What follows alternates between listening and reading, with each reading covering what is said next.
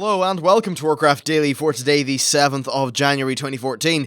So in today's news we have quite a few relatively interesting things, but first of all I want to say that tomorrow I'm going to be working on my top 5 raids feedback video, so if you want to leave your top 5 on the comments for that video, I'll leave a link in the description, and if you want to do that, then I'll be able to include your comments and your data in the video. And then secondly, thank you to all the new subscribers who came over from Danger Dolan's video, and thank you to the man himself. Yeah, he's a great guy, I've been chatting with him quite a bit over Twitter, and it's really cool that he made that big video to, I suppose, just kind of stimulate and help out the YouTube scene. It was really, really awesome.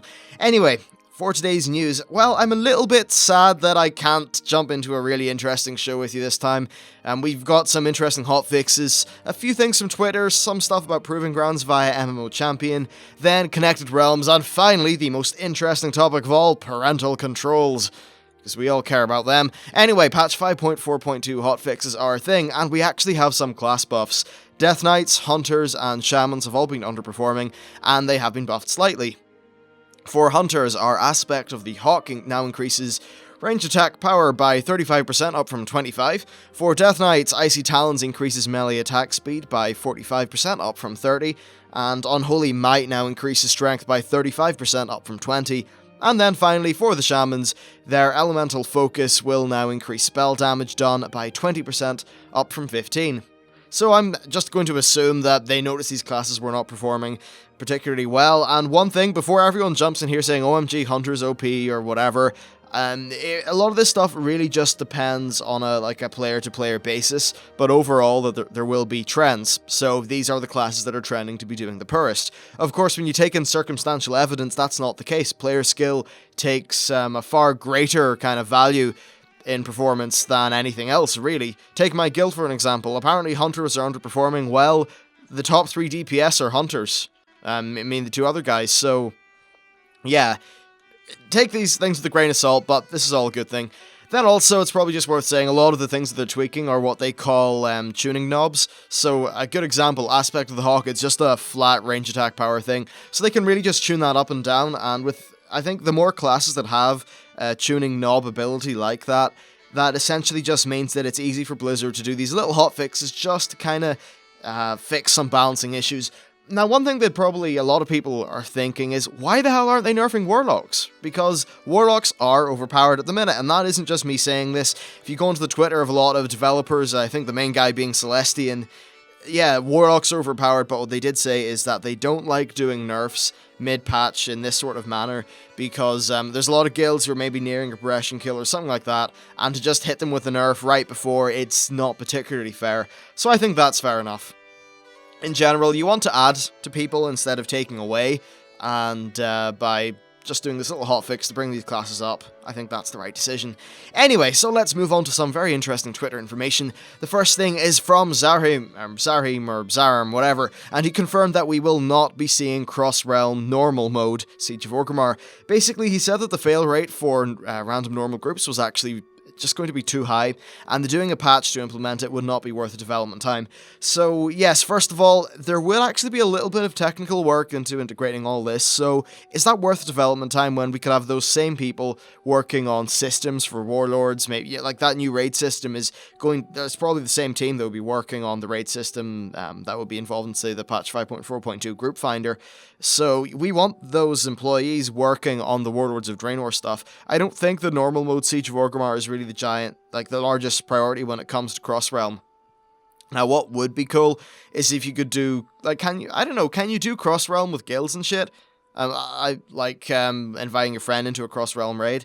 I don't think so, but really I think they were more talking about this from the perspective of the cross-realm group finder, and yeah, I think this is all fair enough. That said, the first 4 bosses of Siege of Orgrimmar are really, they're fucking easy, so I think a half-decent pug would be able to pull them off, but the issue is that on the kind of overall meta scale, maybe there'd just be more kind of tiers over the whole thing. So, I don't know, I think honestly, it's fine just to leave it where it is, and then the new raid system and Warlords can kind of sort all these things out. I think that's just the best way to do it. Warlords, I hope you come out quick, because damn, WoW's getting really stale at the minute. I'm sure a lot of you have noticed this as well. Anyway, moving on, we have one final thing from Celestian. He confirmed that Mastery is remaining at level 80, and that they've not really decided what they're going to do with new stats, but he did confirm that they will not be there from level 1, or at least they will not likely be there from level 1. I think this is absolutely the right decision. Throwing people in at level 1 and then giving them these 5 diverse secondary stats would just be far too confusing. Interestingly enough, I initially sort of didn't really understand how many stats they were adding in Warlords. I know they're taking away hit and expertise and all that, but it was only about 2 weeks after BlizzCon that I finally realized, oh yeah, they're adding like 5 new secondaries. We got like multi-strike, what's the other one called? It's readiness, amplify, and I think there's 2 others. So these things are all very interesting stats. In the multi-strike, for an example, it gives you a chance for the damage component of an ability to hit a second time for 30% of the original damage. Things like, there's that, readiness decreases some cooldowns. So these are really interesting stats, but I just think at level 1 they'd be too confusing to new players, and that's fair enough. When you're starting off people in a game, I think it's important to have not that much complexity in the actual character stuff, but definitely start ramping the complexity up so that people get a meaningful form of progression. But yeah, just throwing someone in being like, oh hey, here's 5 stats that you have no idea what to do with. No, that's not cool. Anyway, now that we're done with the Twitter things, let's move on to the Proving Grounds. And this is all thanks to MMO Champion. They put this together, and basically they compiled information from 2.3 million accounts, which is rather interesting, and I really want to find out how they do this. So yeah, maybe there'll be some research involved in that.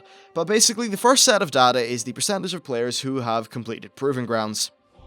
This is just any, so we have at least one, for bronze, at least 1 role, 46.4%, at least 2 roles, 11.6%, and then for at least 3 roles, 2.28%. So really not that many people are kind of going through the full thing.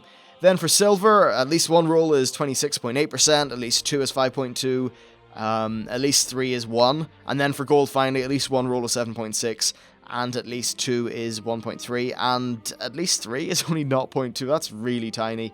And then when we move into these endless modes, like, you start off, people that do endless 10 for at least 1 roll is only 2%, and then for 2 and 3 rolls, it's like 0.2% and 0.1, stuff like that. It's just so small. And then the same thing goes on for endless 20 and 30. Basically, not a lot of people are really sort of diving deep into this Proving Ground system, and I will have a few words to say about this after I finish with the second load of stats.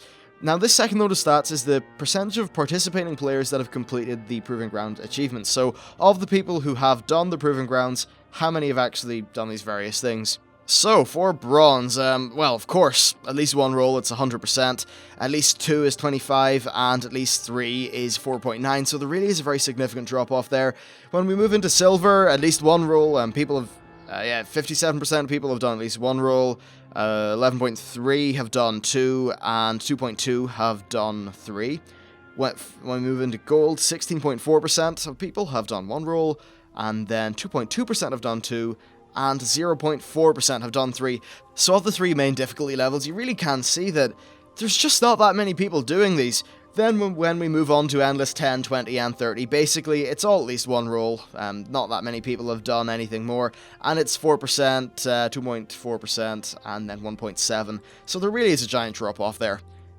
Now, this is kind of interesting, and overall, it seems like Proving Grounds really did not work out too well. Most people that I know only basically participated in these because they wanted to see what the fuss was about. They saw a new thing in the patch notes and thought, well, shit, I better check this out.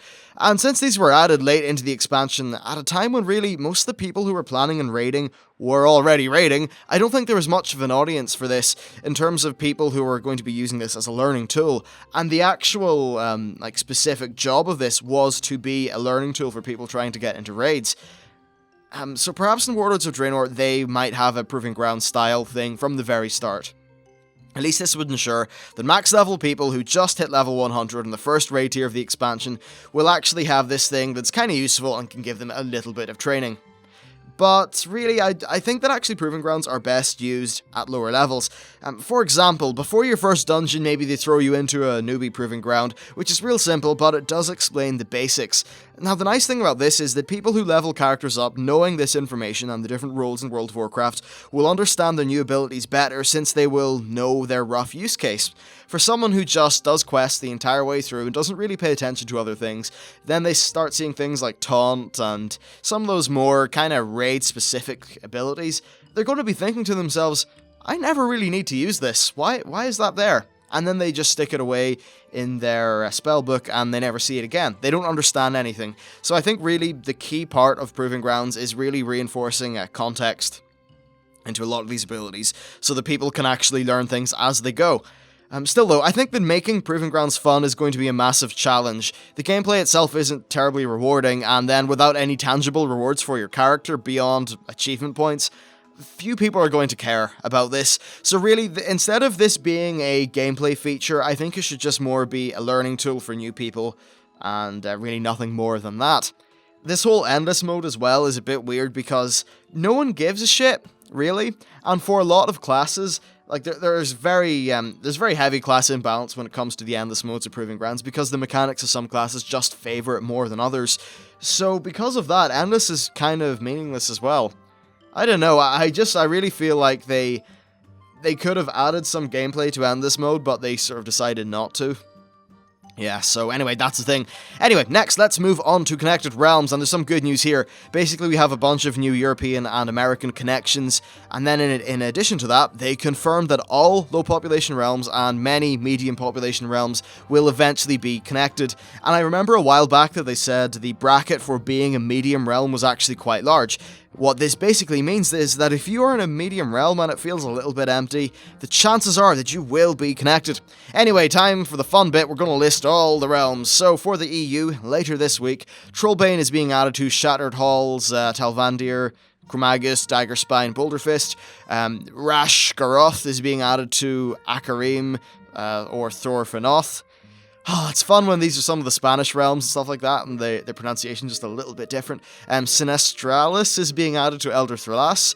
Colindras Paradas, that's one word apparently, and Toronto are being added. Gul'dan, is being added to the Antherion Rajak's realm. Then next week, Anchorage is being added to the Shattered Halls, Talvandir, Chromagus, Daggerspine, Boulderfist, Trollbane realm.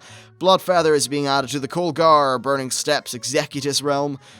Cho'Gall is being added to the Elder Thralas / Sinestrius or Sinstralis realm. Festun der Gusturm something is being added to Antherion Rajak's Gul'dan. Sorry, Germans. Norstumu is being added to Garrosh. And then finally we have some ones that don't have a date, but they are Ravenholt being added to Scarshield Legion, Venture Co. and Spuragar.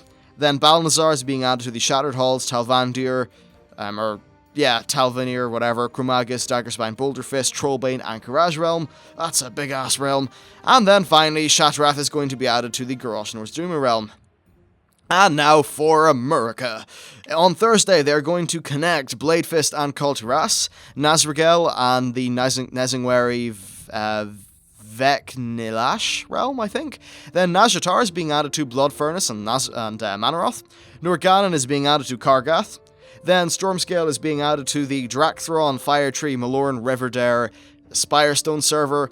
And then finally, Uldaman is being added to Ravencrest. And then finally, for this big-ass damn list, they are planning connections for Antonidas and Uldum, Blade's Edge and Thunderhorn, Boneshewer, and the Aegwyn, Daggerspine, Gurubashi Car server.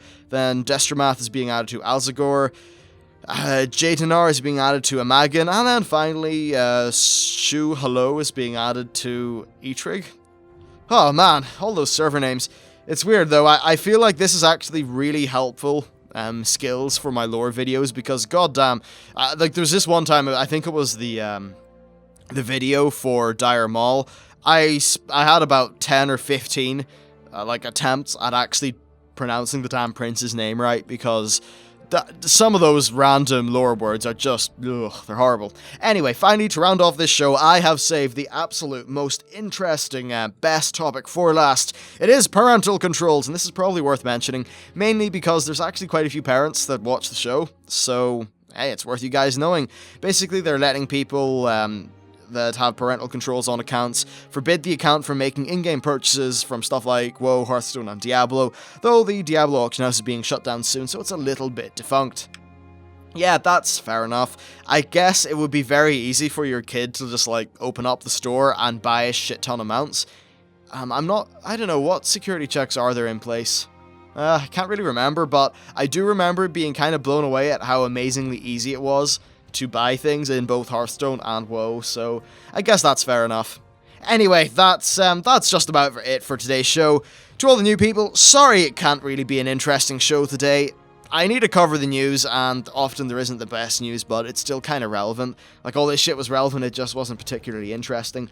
Now, I do have some very good news for you, in that probably within the next week and a bit, we will be getting a new preview coming out of the new player models. I don't know what model it's going to be exactly, but my personal bet is that they're going to make it the human preview, because they just want to reignite the hype train, so I think that'll be very cool. But anyway, thank you very much for watching the show, please drop a like if you enjoyed it, and I'll see you next time.